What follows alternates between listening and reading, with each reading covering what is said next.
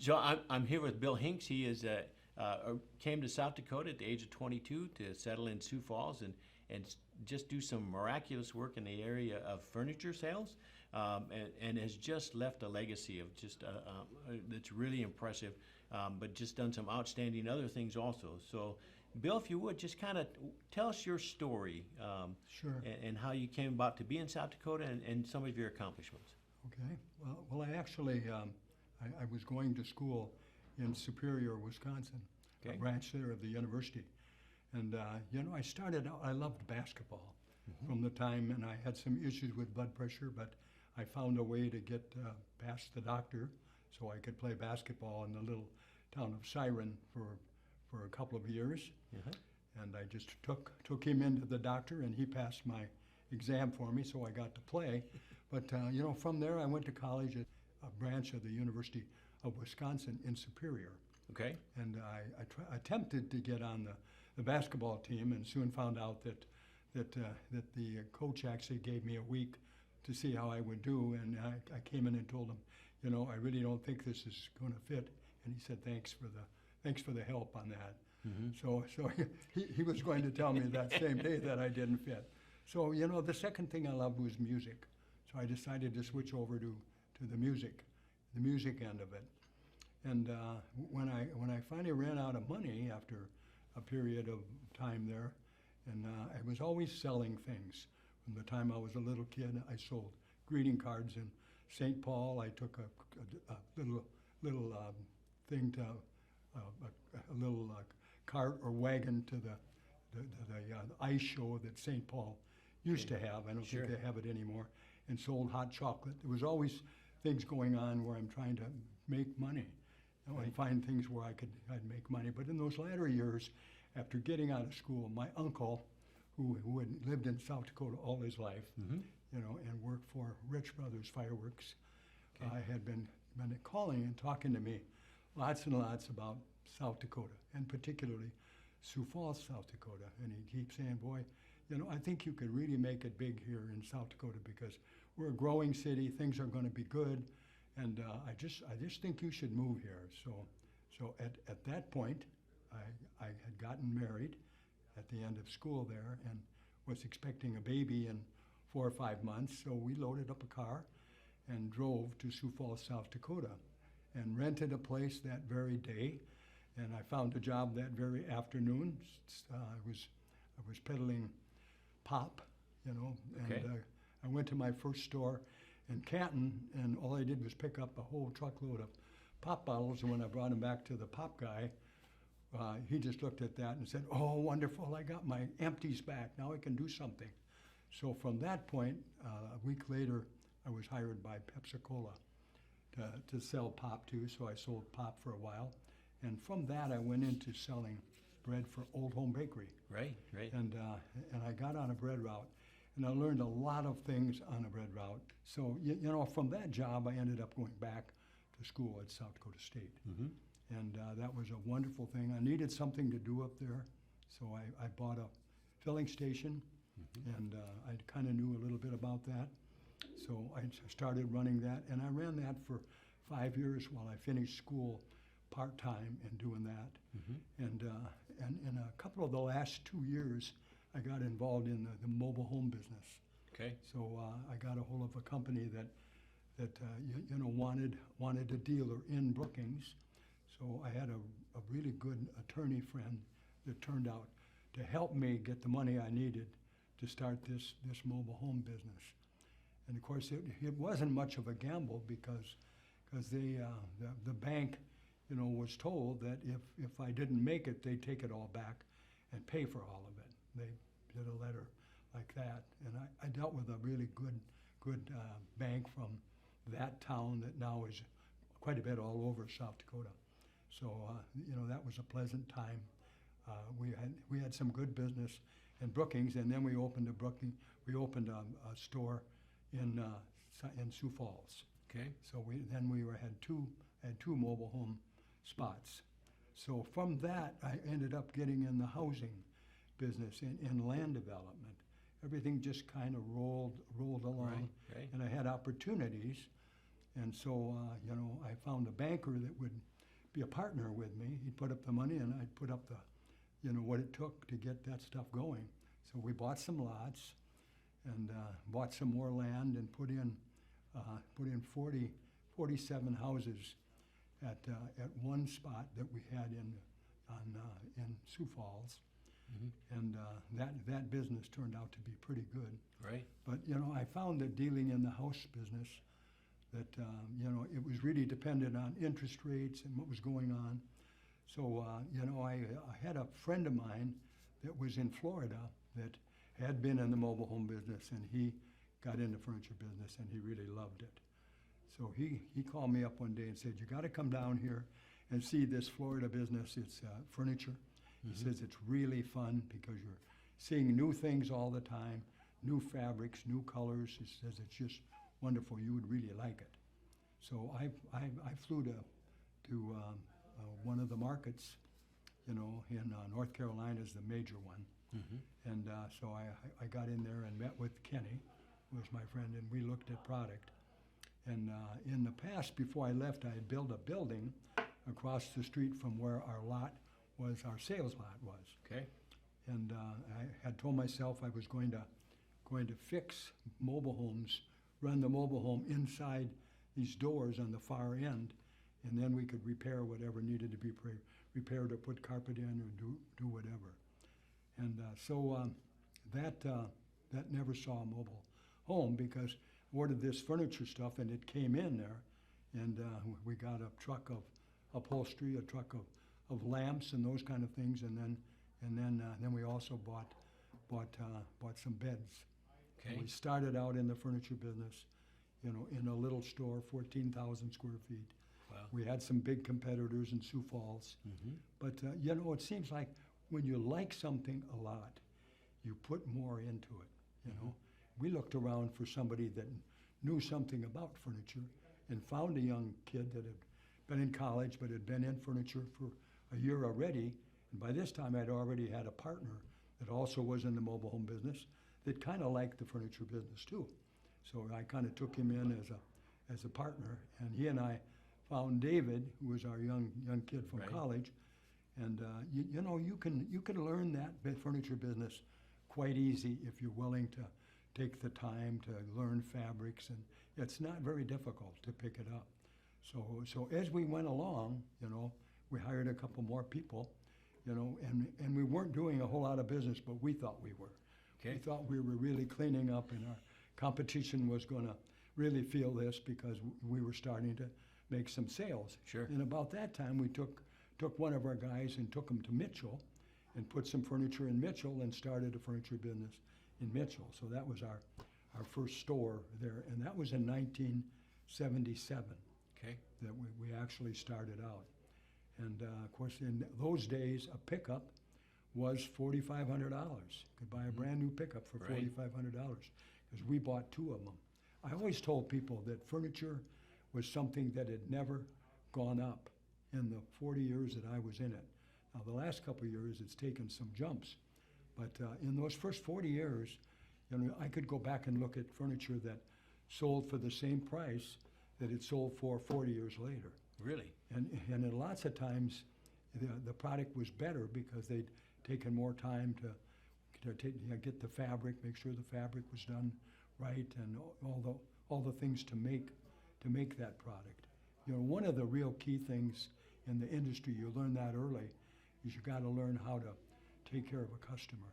They have a problem, you got to fix it. You got to show them you care about them, Right. and you care about what they bought. So we kept growing, and eventually those two stores, started to do pretty well. So it got to a point that about 3 or 4 years later, we thought, I think it's time to put a store, in this, try to get closer to the cities, because that was really where all the competition was going, and where you could see with that many people, Right. we were certainly going to sell more. So we kept, buying a truck or two whenever we could get the money together to do it. And then we started to find companies that we felt we could really grow with. One company that I got extremely lucky with, and I think anybody that that works hard at trying to find what you're searching for, you know, and if you're gonna spend the time to just kind of get out, look it all over so you know what you're really attempting to do. And sales is something great to go into, you know, just because you find yourself, if you like people, you know, and you really feel like you can help them find what they're looking for, you're going to be successful.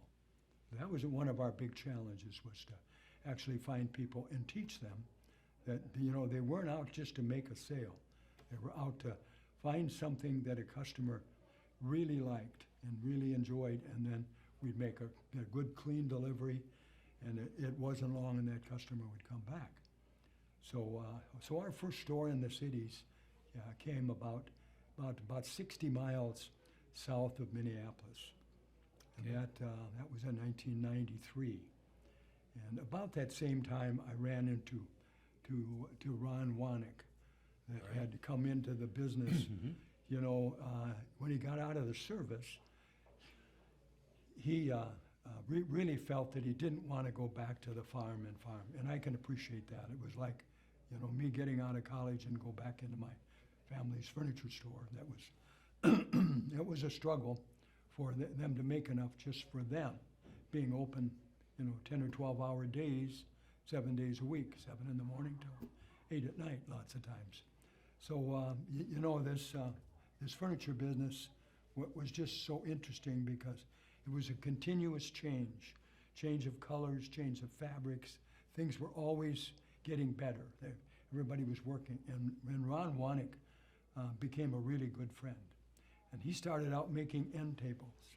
Okay. So I bought everything he made, and we put them in our stores. And of course, in those days, he made some curio cabinets. It's really funny, but in these days, curio cabinets hardly sell at all. Right. And there's nobody that collects anymore. They just don't. The kids of today are not collectors.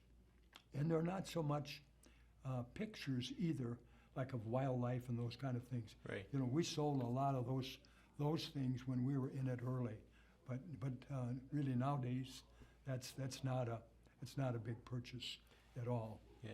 So you start off with just a small operation there in Brookings, and today, how big did your company get?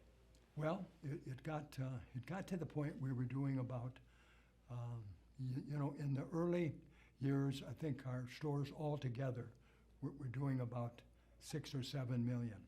Wow. You know, and we were very close to the best as far as spending money and getting it delivered and all of those things. And we were also very reasonable in the price. We always made sure we were a little bit under where the competitors were. Sure. And then it got where the competitors got smarter. So, you know, when you're competing, you've always got to be analyzing what's going on around you and make sure that you're making the mark that you're shooting for.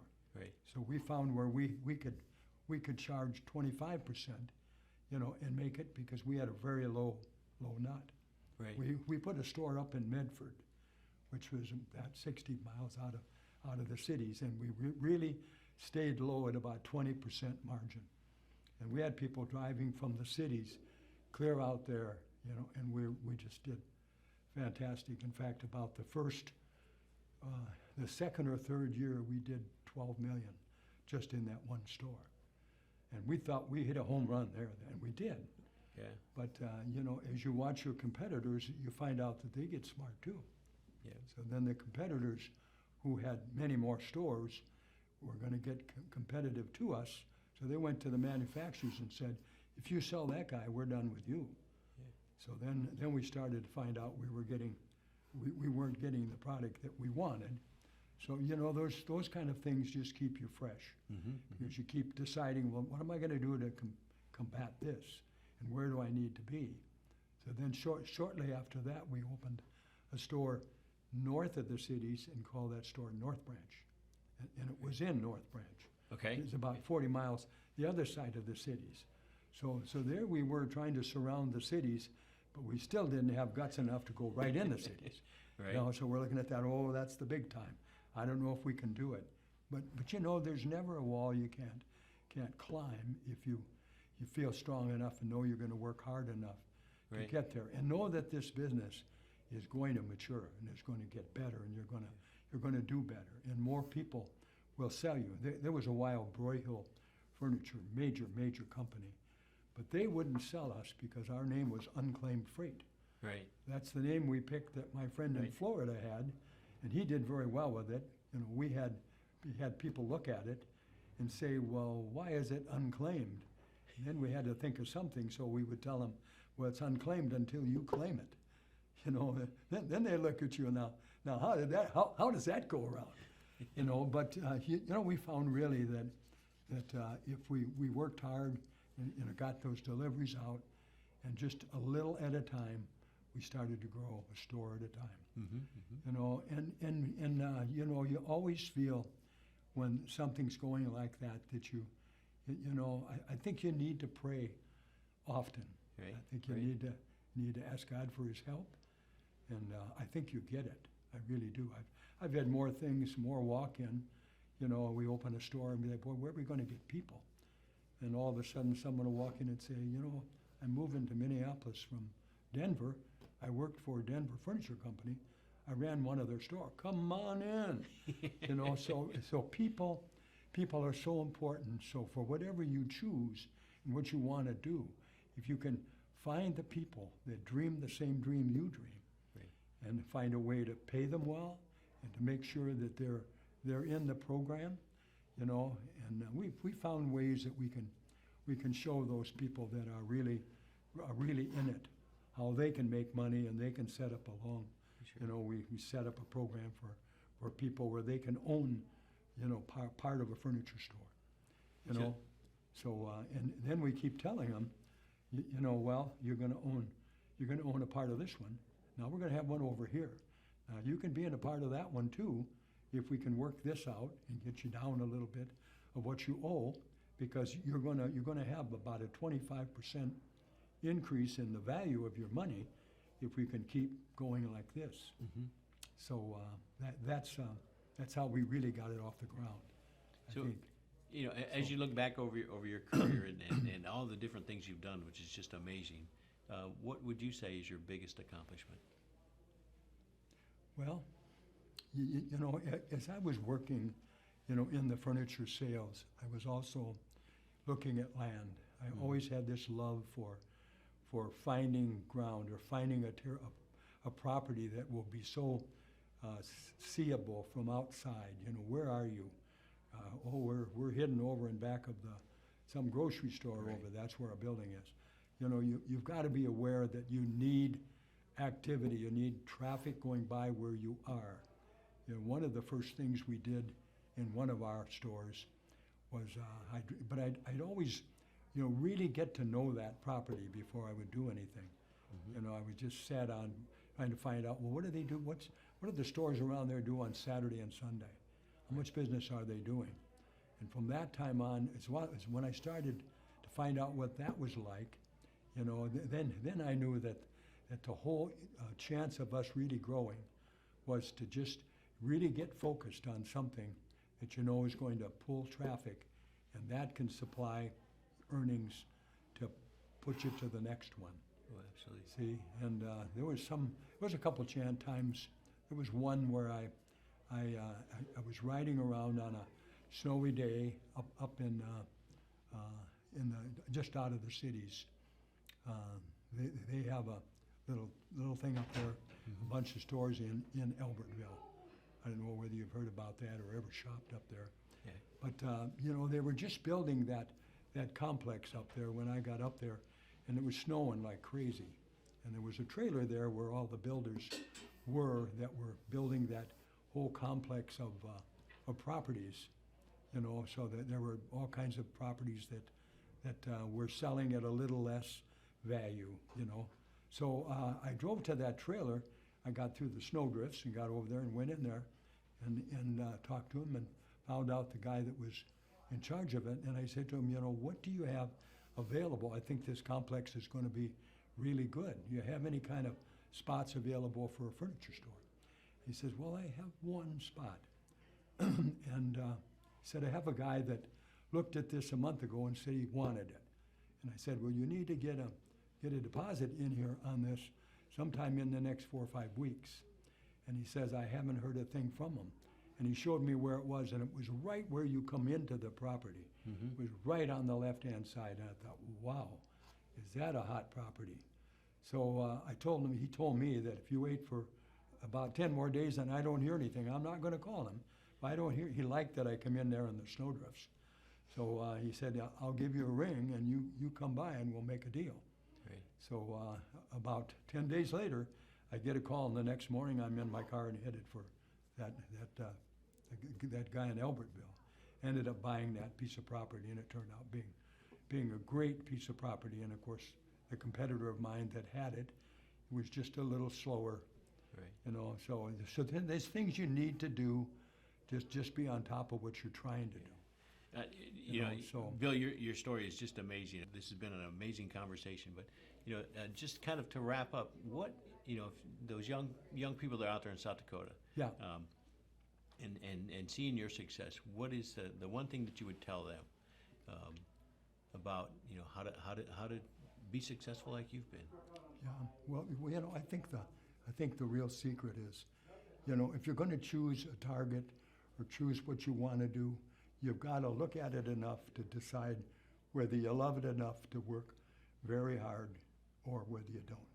Whether there's something else you might want to do or try, And, I think that's what we found, the people that and you got to be persistent, And I think if you get in a business that you love and you find out that that you can grow it and you can get the right people to help you do it, I think that's the answer to getting in a business and staying in it and making sure that you're finding the right people that are going to want to grow with you. I agree, and I really appreciate your time, Bill. Thank you.